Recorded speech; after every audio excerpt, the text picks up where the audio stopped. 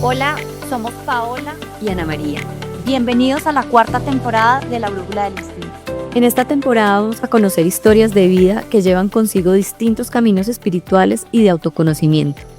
Caminos que para muchas personas se han convertido en formas de sanar, de conocerse más profundamente y de volver a escuchar esa voz interior que a veces queda tapada por el ruido de la vida.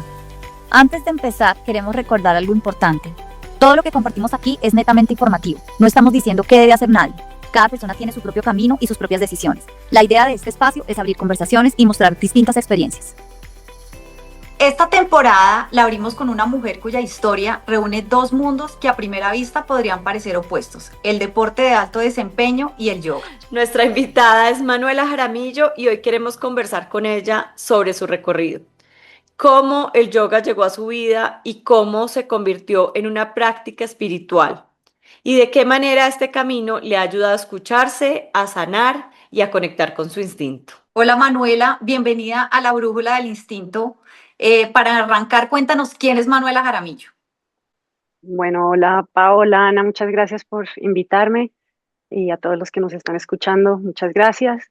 Mi nombre es Manuela Jaramillo, soy deportista de alto rendimiento, como lo dijeron, desde chiquita esquío, represento a Colombia desde 1991 eh, y llegué al yoga a través del esquí precisamente. Yo me fui a estudiar física y filosofía a Estados Unidos con una beca deportiva. Allá tuve un accidente esquiando que me dejó en una posición en la que nunca había estado en mi vida, de cuestionarme muchas cosas, de como que el golpe alteró mi química y, y empecé a sentir pues lo que se parecería como una depresión, tal vez. Encontré el yoga en ese momento de crisis de una manera pues muy bonita que les puedo contar después, pero encontré el yoga en esa crisis y el yoga realmente pues me salvó, me dio muchas respuestas más allá de ese momento, pues me amplió muchísimo la vida. De ahí en adelante, pues ya todo es historia, podemos hablar también de eso, pero terminé viviendo en India 7 años, allá tuve a mis dos hijos y ahorita Bueno, calma, calma, regresé. calma, que ahí vamos avanzando y vamos contando, no te nos adelantes. Listo. Ok, perfecto. No, entonces vamos a esa parte importante de, o sea, cómo el esquí y el accidente te llevó al yoga. ¿Cómo llegó el yoga a tu vida y cómo se dio esta?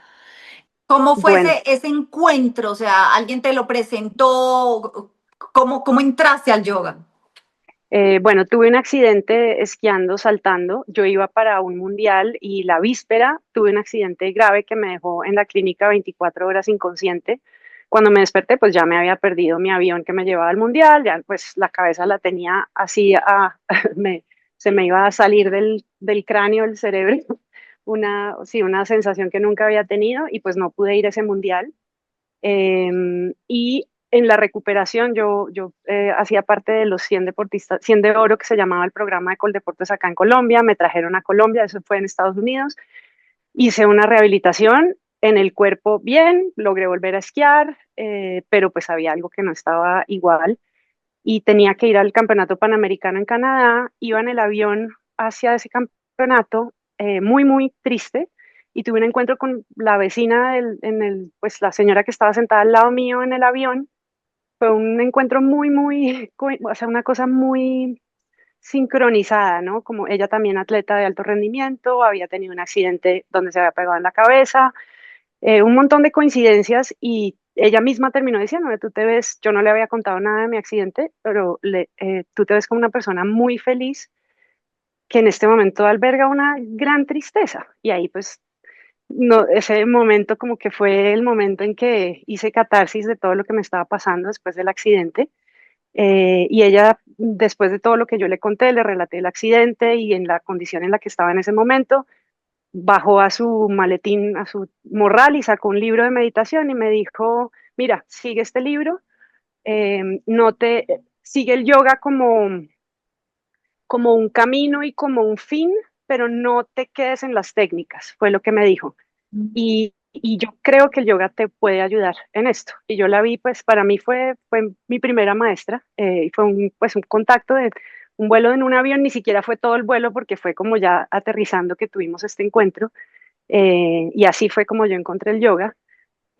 Muy juiciosamente me estudié todo el libro que me regaló y de ahí me tomé la primera clase, siempre recordando lo que ella me decía: no te quedes en las técnicas, el yoga es mucho más que las técnicas pues le sirven a cada quien según su naturaleza, pero no te quedes ahí. Si no te gusta una técnica, no va con tu manera de ver las cosas o no te ayuda, sí, sigue. Y el yoga es mucho más que eso. Y así fue. Ese fue mi Y encuentro en, con el yoga. y en esto que dices que el yoga es mucho más allá que esto, ¿cómo podrías explicarnos, como para nosotros entender lo que no estamos dentro de esto, es cómo se vive en el día a día esta práctica? Bueno, pues como tú lo dices, las prácticas son son una ayuda. Ya una vez uno va entendiendo qué es el yoga, que el yoga, digamos, tiene la misma raíz que en inglés yoke, que es unión.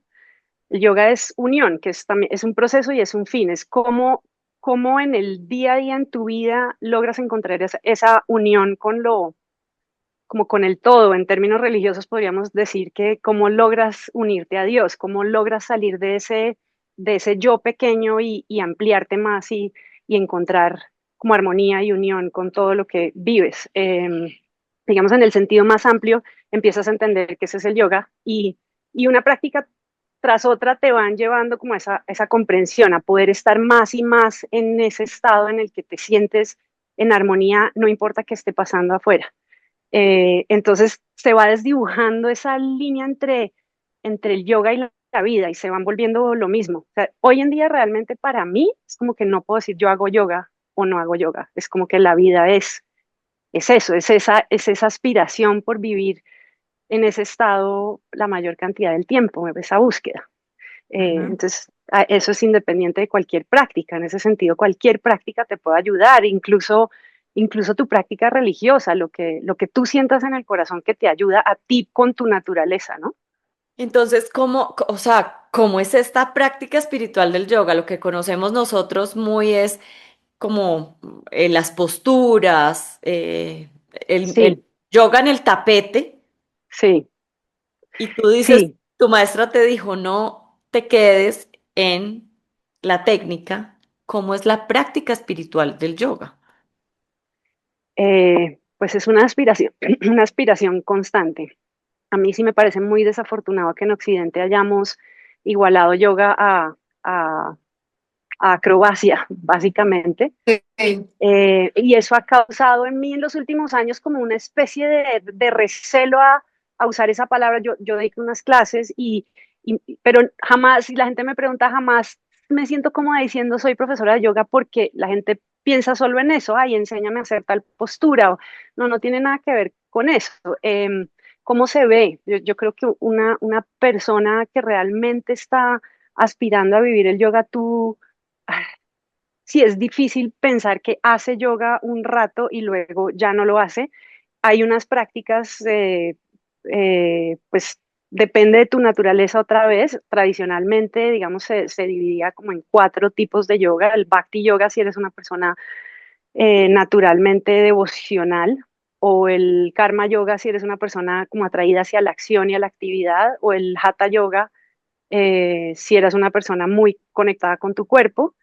Y a mí, como que yo siento que la vida es todo, que no somos solo cuerpo, no somos solo eh, la parte emocional, devocional, no somos solo mente, no somos todo eso junto. Y en esa búsqueda bueno, ¿por dónde me voy? Encontré el yoga integral de Sri Aurobindo y la madre. Dice pues que toda la vida es yoga, literalmente ese es como el lema del yoga integral, es toda la vida es yoga. ¿Cómo hacemos para utilizar todas las prácticas de la vida, el levantarse conscientemente, el alzar a tu hijo, el acompañarlo a comer, el sentarte a comer, como una práctica de ese proceso del yoga? Entonces, bueno, ahí caben pues muchísimas cosas, ¿no? Sentarse en el tapete también, si eso te ayuda y estar con tu cuerpo y eh, oír la respiración, sentarte a meditar, pero también salir correr y correr con esa actitud de que estás cuidando tu cuerpo para ese fin más amplio y no quedarte en tu ego limitado y chiquito. Un No sé poco si lo eso voy a aclara. traducir y me vas a decir si sí lo estoy entendiendo bien, como para Por desmenuzarlo un favor. poco más, Sí, porque yo sé que es un poco difícil justamente por este entendimiento que tenemos que yoga es ir a una clase de yoga. Yo voy a clases de yoga, pero mucha gente va a clases de yoga y dice, no, yo es que yo soy yogi y eso no tiene nada que ver, eso es un pedacito chiquito. Pero sí, al oírte hablar, como que lo que me llega es un poco es, te lo digo yo como que soy la que asiste a la clase de yoga, sí. traspasando eso a la vida, como yo lo entiendo, es como que ese momento en que yo estoy en la clase es un momento en el que me conecto con mi cuerpo, pero también siento que me conecto con algo más grande porque es muy contemplativo, ¿no? A diferencia de otras prácticas, esto es muy hacia adentro, hacer los ejercicios con los ojos cerrados, mucha conexión conmigo mismo, pero mucha conexión también pues con la divinidad, con lo que me sostiene, ¿no? Entonces como que saliendo del mat, del tapete, y lo llevo yo a la vida, es un poco estar en un continuo conectar con uno mismo y con esto que nos sostiene. Si te entiendo un poco, Ta- llevar la práctica a la Tal vida. cual, tal Listo. cual, tal Entonces, cual. Y es cada vez, sí, tal cual. Sigue. basado en eso, para entender un poco más a profundidad como práctica, digamos, si te pongo el ejemplo en el catolicismo, los mandamientos, los sacramentos que existen, en el yoga existe algo así como mandamientos, como cosas que definan el yoga como práctica religiosa, como práctica Eh, espiritual. sí, sí, y hay mucha, como te digo, hay como toda una tradición muy, muy antigua que a mi modo de ver, pues es bastante rígida, tienes que seguir unos ciertos sutras en un orden específico, pero pues en el yoga integral es muchísimo más sencillo y es una belleza. Por eso me resoné tanto con el yoga integral y viví en un ashram del yoga integral 7 años en India. El yoga integral dice aspira, ¿sí? Aspira a esa unión con el todo, con la divinidad. En términos religiosos, sí, a alguna gente ese término divinidad o Dios le puede chocar, pero es como, sí, aspira a esa unión con el todo, con algo más trascendental que tu propio ego, mundo chiquito. Aspira, rechaza todo lo que no esté acorde con eso y entrégate. Entonces, aspiración, rechazo y entrega son los tres pilares del yoga integral. Y entenderlo de esa manera es como para mí muy sencillo y muy liberador porque entonces cualquier cosa te puede ayudar. Tú tienes que definir con conciencia qué es lo que a ti te ayuda, ¿sí? Si es ir a misa todos los domingos, pues eso es. O si es ir a la sinagoga, pues eso es. O si es sentarte a meditar todos los días en la mañana 1 hora, eso es. O si me entiendes, como que deja una libertad muy amplia que para mí es muy importante. Pero dentro de toda esa libertad, ¿cómo se hace la práctica? Entonces hay una comunidad, hay algunos dirigentes o regentes, Y eh, ¿cuál es la guía? Eh, Sí, bueno, en India hay esta sensibilidad de la que hablamos, que tú decías, Pau, como de cuando uno está en el mat, tiene ese silencio y esa introspección y empiezas a como estar más en contacto con ese testigo que se da cuenta de todo el juego de la vida, ¿sí? Y ese Ujú. testigo que es inmutable, que está todo el tiempo en paz y en armonía y que puede ver todo eso que está pasando, la rabia que te está consumiendo, el dolor de cuerpo, el pensamiento que no se te va por nada del mundo, pero ese personajito, ese testigo, lo llamo yo, se está dando cuenta de todo eso y sabe que hay algo más real en esa paz y en esa ecuanimidad que en todo ese eh, desorden que hay afuera. Y en India la gente está muy conectada con eso, yo siento, después de vivir 7 años allá, y la gente como que reconoce a esa persona que está más conectada con eso. Y naturalmente no es como que te den un título hay de todo, o sea, en el yoga hay de todo, hay ashrams donde sí te tienes que graduar y te dan un título para que te vuelvas swami, pero en general en la cultura india es como que la gente reconoce a ese otro que tiene como, que ha avanzado un poco más en ese camino y en ese sentido pues lo buscan pero no hay, otra cosa muy bonita es que el maestro de yoga nunca dice yo soy yogi, yo soy maestro, ¿sí? Entre más sabiduría, más humildad.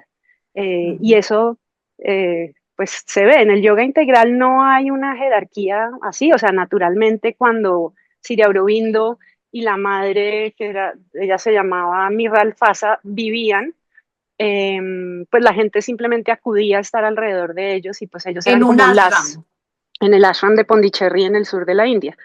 Yo donde viví es en Aurovali Ashram, en el norte de la India, y la persona que fundó ese lugar y que tiene esta aspiración muy a flor de piel es Swami Bramdev, y él era pues como la cabeza del ashram, pero no porque nadie lo hubiera nombrado ni porque él exigía que le rindiera a nadie pleitesía, sino naturalmente la gente lo buscaba porque pues tiene esa sabiduría, una persona sumamente humilde y generosa. Y, y sí, es así. Obviamente hay otras escuelas, hay otras eh, tradiciones. No sé ahí muy bien cómo funciona, no les podría hablar con mucho conocimiento de eso, pero en el yoga integral es así, es como algo Ok. natural, sí, espontáneo. Hay algo que llevas diciendo desde el principio que me tiene, se me quedó en la cabeza y es, aspiras a hacer yoga, la aspiración, o sea, no da por sentado nada, sino que es como este continuo proceso de que no estoy iluminado, no soy mayor, superior, no, soy siempre un aspirante, soy siempre un Ujú. aprendiz. ¿Es así? Totalmente, o sea, eso es lo bonito, es que todos estamos en ese proceso y en ese sentido no hay jerarquía, no es como, ¿no? Allá está el que te va a enseñar, pues si tú sientes que esa persona tiene un conocimiento que te puede dar, pues búscalo, pero si esa persona está imponiendo sobre ti, yo sé más que tú, ahí ya se desdibuja un poquito como realmente esa sabiduría. Entonces sí, esa constante voluntad de aprender, yo creo que sí es característica de una persona que ha decidido eh, tener el yoga como un camino, como una guía para su vida. ¿Mm? Entonces la Tú, humildad es pues, o sea, es su principio, Pues ¿no? sí, total. Sin eso yo creo que no. Sin humildad no hay sabiduría. tú hablas de que estuviste muchos años en la India y pues obviamente allá tenías los ashram donde ir, existía la comunidad. ¿Cómo es vivir el yoga aquí en Colombia, donde no somos yogis, donde no es el camino espiritual que rige? ¿Cómo has hecho? ¿Existen lugares aquí en Colombia? ¿Cómo es?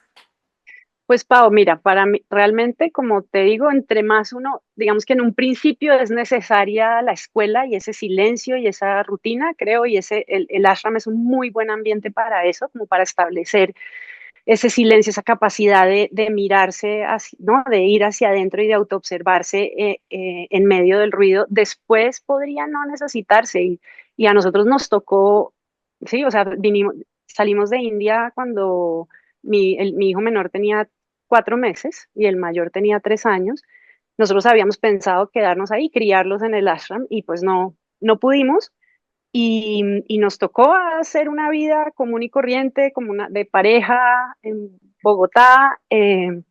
Y lo que yo siento que nos ha dado es como esa capacidad de adaptarnos y de convertir la vida donde sea en el ashram. En el ashram como que llevas el ashram adentro, más bien, Ujú. ¿sí? Sí.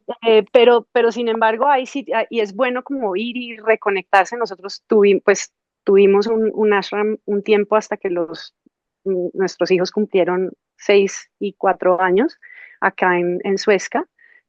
Todavía funciona, pero pues ya no vivimos ahí permanentemente.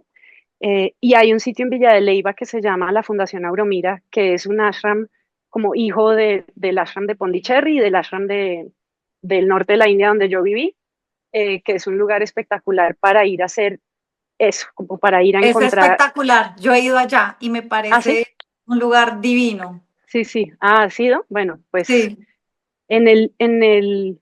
después hablamos de eso, pero en el libro María Alicia es la fundadora de la Fundación Auromira. María Sí. Alicia en el Ah, libro Ya, ¿Leíste sobre ya, ella? sí, sí, Ella es la sí. fundadora de la Fundación Auromira. Sí, es espectacular. Entonces, sí, es un sitio maravilloso para ir y como estar en ese silencio. A veces sí que lo necesitamos. O sea, las prácticas sí, sí son importantes, pero no son el yoga. O sea, el yoga es más que las prácticas.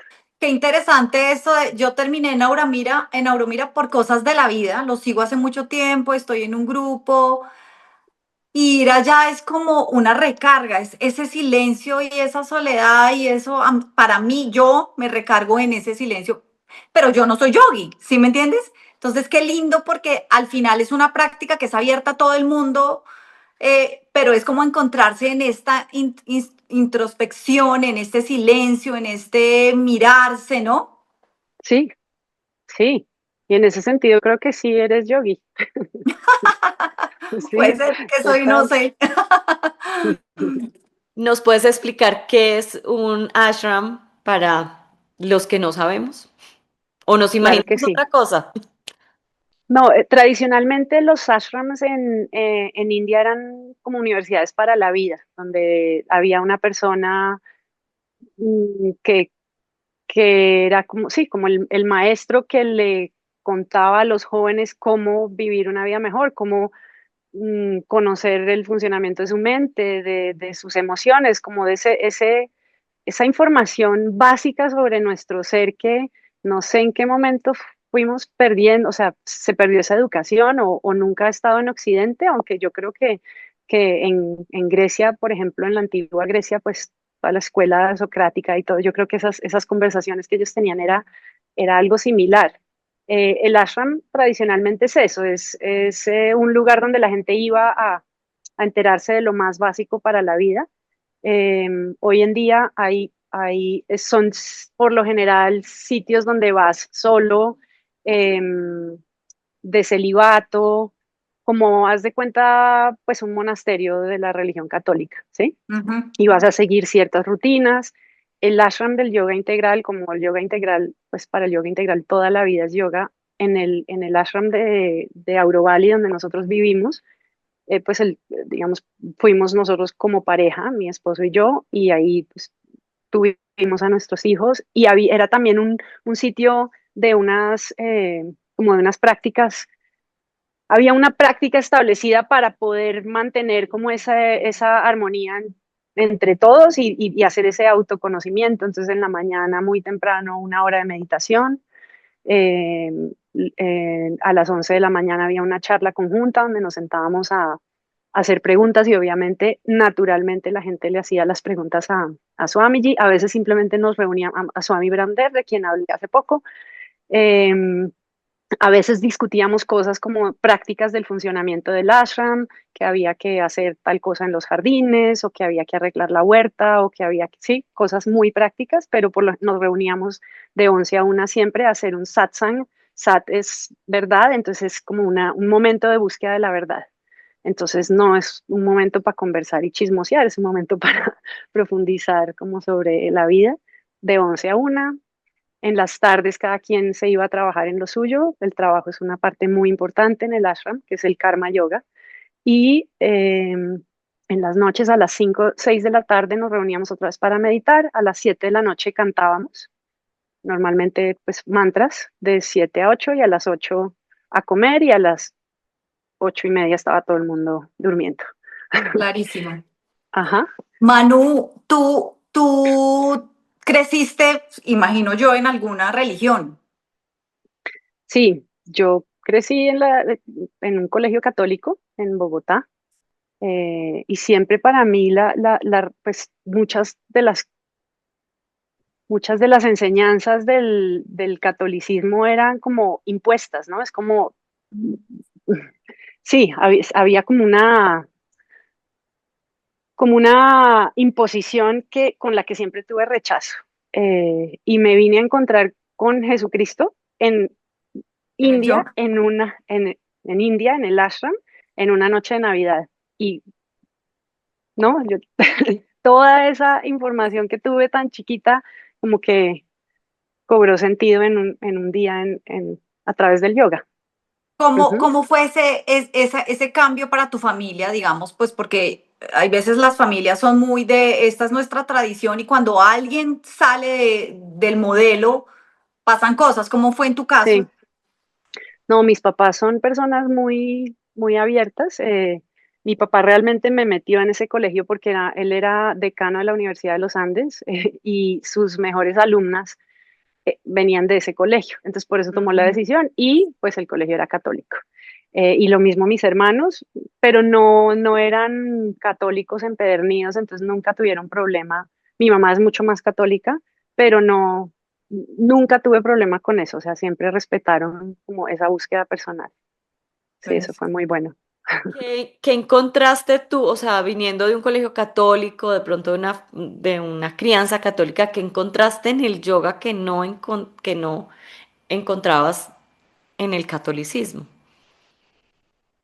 Mm, ¿O qué fue eso que te conectó tan especialmente con el yoga?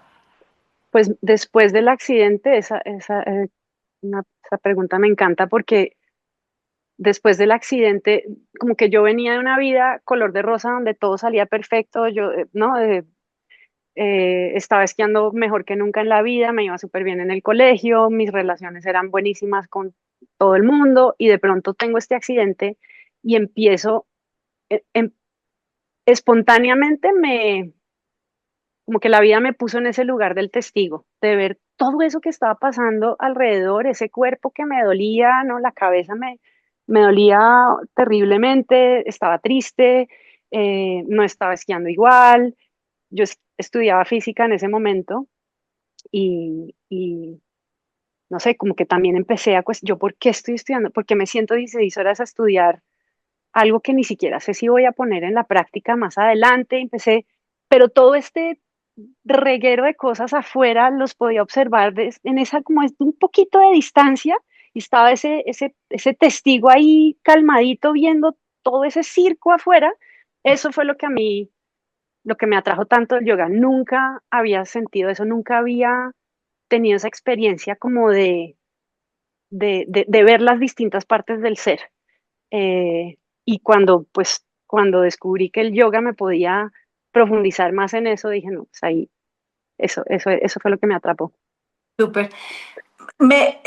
Al comienzo lo decía, o sea, hay dos cosas que componen mucho tu vida, que es el yoga y el deporte de alto rendimiento, que pareciera a primera vista que es como una persona yogi, que está como en esta introspección, este liberarse de un montón de cosas, puede habitar un espacio en donde lo que rige es la competencia, el mejor, los entrenamientos, porque o sea, yo te conozco y sé los músculos que tú tienes, eso requiere de un trabajo intenso. ¿Dónde se encuentran? ¿Cómo se comunican? Cuéntanos un poquito de eso, que me atrae un montón eso, esas dos vidas tan diferentes. Sí, no, pues Pau, te juro que para mí también muchas veces es como un tema de cuestionamiento, pero como lo veo, es que yo dejé de esquiar 15 años o sea, cuando pasó lo del accidente, competí en un par de campeonatos más que me tocaba hacer para poder mantener mi beca y terminar la universidad. Y ahí ya dije, tal cual lo que tú estás diciendo, o sea, descubro un mundo que es de cero competencia, donde quien va a su ritmo, donde todos somos aspirantes, donde todos somos estudiantes, ¿no? Y eso es lo que prima. Entonces me desprendí completamente de la competencia, o sea, y lo veía como una cosa completamente opuesta. Con el yoga integral empecé también a entender cómo es este desarrollo en el cuerpo, ¿no? En el cuerpo humano. Y, ya con los hijos me intriga mucho cómo es de importante darle el espacio a cada una de esas partes, al desarrollo de la parte vital, como la parte de las emociones, de la parte física, ¿no? Pues porque al fin y al cabo este viaje, pues lo hacemos en este cuerpo. ¿Cómo hacemos para promover el desarrollo de las distintas partes en los niños que están creciendo? Y, y fue así como volví como a meterme de cabeza en el esquí. Me llamaron para volver a competir, mis hijos estaban chiquitos y yo con ganas como de ese desarrollo físico y vital en ellos, y empecé a llevarlos al lago y a esquiar conmigo, pues ellos no querían esquiar, pero yo, bueno, de ver les va a interesar. Y ahorita realmente lo que me apasiona, o sea, yo te juro, en este momento podría dejar de competir y estar tranquila y en paz. O sea, no es una necesidad de mi vida, pero es muy rico poder estar con ellos. Tengo un grupo de, pues, de chicos, entre ellos, pues, mi hijo menor que está compitiendo y sus amigos y acompañarlos a los campeonatos y verlos desarrollarse me apasiona, acompañarlos y también guiándolos para que entiendan que no se pueden identificar con eso solamente, que no son el título que se ganaron o se dejaron de ganar, que no son esa derrota. Entonces, eso es lo que ahorita me atrae de estar ahí. Y bueno, y pues sí, pues seguir cuidando el cuerpo para que me dure mucho, porque pues tengo a Bai, que tú lo conoces, que Sí. mi hijo mayor, que quiero que estar pues muy bien para él toda la vida. Me parece muy lindo esto que dices y me parece como importante resaltarlo y es cómo al conjugar estas dos prácticas, lo que hay veces es un estrés, porque los deportistas de alto rendimiento sufren de mucho estrés, de ansiedad, de tensión, cómo al conjugar estas dos cosas, tú puedes seguir en este camino siendo exitoso, pero desde otro lugar, ¿no? Sí, Ya donde tú no eres las medallas que te ganas, ni eso te mm, define a ti, sino lo haces desde tienes un talento, eres buenísima en algo, eres exitosa en eso, ¿por qué no hacerlo? Porque hay veces también existe este de soltar todo, de renunciar a todo y dedicarme a vivir en el ashram y a solamente meditar, y pues eso es muy difícil de sostenerlo en la vida porque trabajamos, tenemos una vida, tenemos hijos, entonces eso es hijos, irreal y tenemos vestidos de hijos. blanco con, exacto, o sea, esa no es la vida real. Sí, Entonces me parece muy lindo porque me parece que dejas un mensaje muy es llevar esto a la vida y vivir las diferentes áreas. Si eres el profesional exitoso, si eres lo que sea, vivirlo desde otro lugar, ¿no? Que yo siento que lo que nos pasa mucho es que el ego y esa necesidad de cumplir ciertas cosas que tenemos adentro es lo que hace que las cosas se vuelvan pesadas, pero puedes seguir, no se trata de renunciar a todo, sino seguir tu vida desde otro lugar, ¿no? tal cual, tal cual. Es como la intención, es lo que le da ese carácter, pues sí, o sea, la misma actividad la puedes hacer con dos actitudes completamente distintas. Y en ese sentido, hasta de pronto mejorar la actividad que haces, ¿no? Y Claro. eso es lo que pues, me doy cuenta en el esquí y en la competencia, es que todavía después de 35 años de competir, me paro en ese muelle para la competencia y vuelvo a sentir lo mismo que he sentido desde que tengo 11 años, ¿no? Y cómo voy a lidiar con esto otra vez y qué puedo aprender de esto. Siempre que estoy ahí es, qué delicia ponerme en esta situación para ver cómo lo voy a resolver y qué voy a aprender y cómo puedo usar esto para progresar y pues aspiro a que estos chiquitos se hagan la misma pregunta. Creo que eh, sí, la competencia tiene eso en particular y si uno la enfoca a que tú estás ahí contigo misma, tú no estás ahí para ganarle al otro, eh, creo que te hace también hacerlo mucho mejor, ¿no? Cuando uno se para ahí es de lo que estamos hablando de la actitud, pues las dos, o sea, la misma actividad con dos actitudes distintas. Te paras en el muelle y dices, quiero ganarles a todos. Creo que muy poquitos lograrían inspirarse con eso. Yo no conozco a nadie, la Claro. verdad. Pero pues seguramente habrá alguien que le funcione. Y la otra actitud es, voy a hacer lo que yo sé hacer, lo mejor que pueda, abatir mi marca anterior para mejorar algo nuevo en mi capacidad de entender las cosas o en el cuerpo. Y en ese sentido, pues es un campo de desarrollo para el cuerpo, para las emociones, para la mente, pues maravilloso, a mi modo de ver. Entonces sí satanicé por un tiempo la competencia porque lo veía como cosas totalmente distintas y ahorita otra vez me reivindiqué con la competencia porque vista desde esa perspectiva, pues es un campo de desarrollo personal. Es Claro. integrar a la vida, a la competencia, todo, traer todo a la práctica, al camino del yoga. Tal cual. Ahí sí, tal ¿Qué- cual, toda la vida es yoga. ¿Y qué es lo mejor que este camino ha traído a tu vida? Em,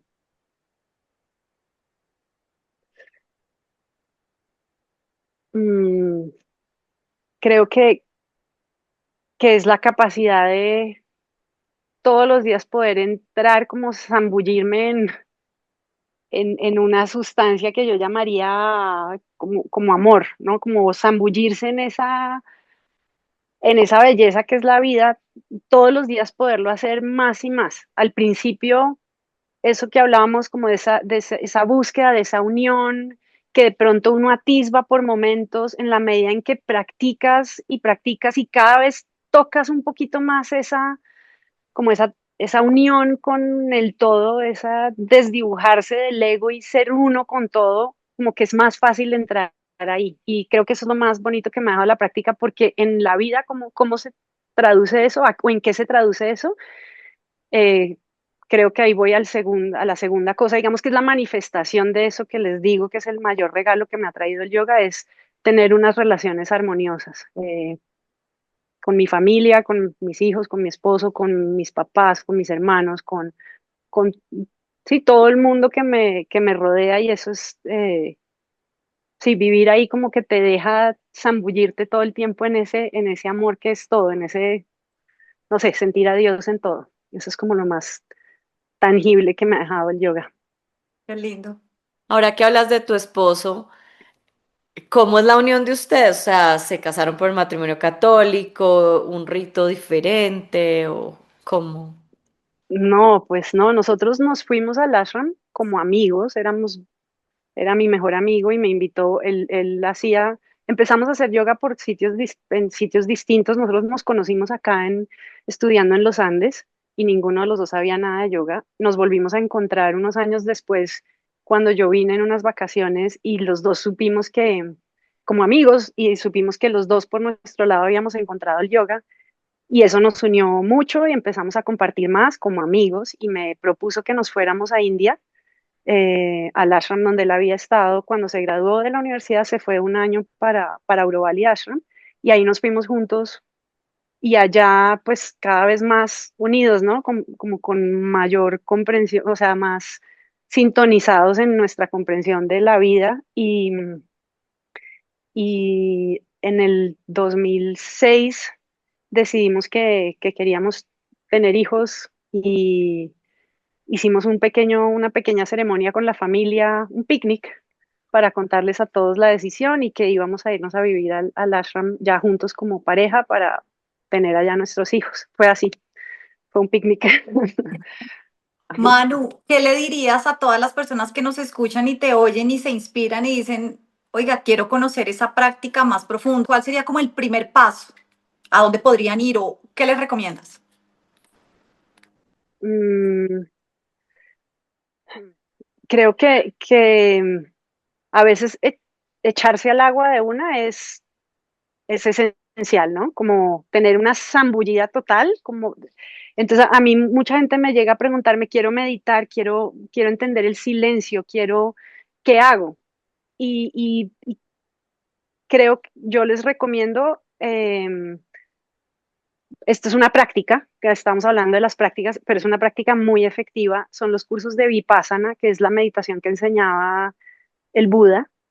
em, y la trajo otra vez, la trajo a la vida un empresario de Burma hace, no sé, 60 años, y ahí se llama meditación vipassana, y ellos organizan unos retiros en distintas partes del mundo. Uno ahí lo busca en internet y lo encuentra, y es una zambullida en el silencio de 12 días. Esa es una práctica muy intensa para alguien que quiera algo. O sea, se lo he recomendado a varias personas que les ha ido muy bien, porque como que nunca uno se da la oportunidad de estar en tanto silencio y tantos días seguidos. Toca sacar además esos 12 días de la vida. Yo sé que no es fácil, pero si uno lo puede hacer, es maravilloso, como una echada al agua de una. Si eso es muy drástico, no sé, eh, yo dicto unas clases, que son unas prácticas 2 veces a la semana. Bienvenidos los que estén oyendo y quieran.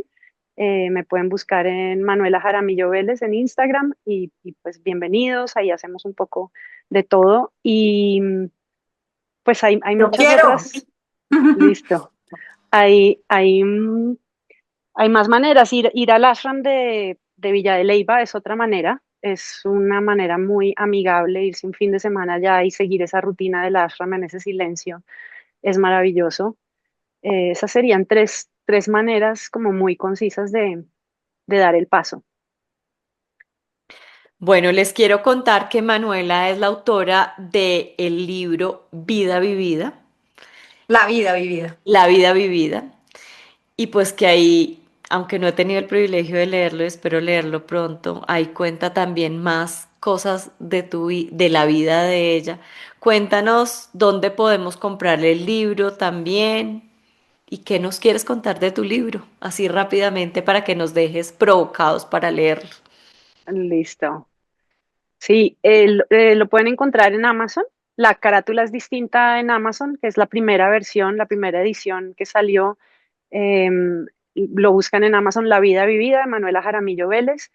Y el libro era como esa necesidad de contar para mí misma y para mis hijos esos momentos claves de la vida que me han dado comprensiones eh, fundamentales. Y entonces terminó siendo una novela una novela pues como de autobiográfica, donde cuenta un poco la vida en el deporte de alto rendimiento, de la competencia, esa vida en India, en el ashram y el crecer al lado de mi hijo mayor que tiene autismo y discapacidad cognitiva y pues la maternidad en general, combinado con estos otros dos aspectos del yoga y del deporte de competencia. Entonces, pues muy feliz de que lo puedan leer y me pueden también escribir a mí, yo también se los puedo pasar a Instagram Manuela Jaramillo Vélez. Yo quisiera cerrar con una frase. Yo sí leí el libro, ya lo leí todo. Lo súper recomiendo para quien quiera conocer más de este camino y cómo se comunican estas dos partes de deporte y yoga. Pero quiero cerrar con esta frase que Manu escribe. El yoga así no se separa entonces de la vida ni de ninguna de sus partes. No puedo hacer yoga, solo vivirlo. Todo es importante y divino. Toda la vida verdaderamente se ha convertido en yoga. Yo creo que esto resume un poco lo que hemos hablado hoy y es cómo se vive el yoga, ¿no? Cómo es todo. No es un hacer, no es un ir a una clase en la mañana, sino cómo se lleva esto a la vida total. Y queremos agradecerte, Manu, pues por tu tiempo, por las palabras, por la explicación. Esperamos que esto sirva para que otros se inspiren si están buscando algún camino o si ya están en ese camino y quieren profundizar más. Pero pues muchas gracias por estar aquí. No, muchas gracias a ustedes, Ana y Pau, por este trabajo. Muy rico haber conversado con ustedes y profundizar sobre estos temas siempre trae nuevas claridades. Qué rico estar acá. Gracias. Nos vemos en un próximo episodio de La Brújula del Instinto. Chao, chao. Chao. Chao. Gracias.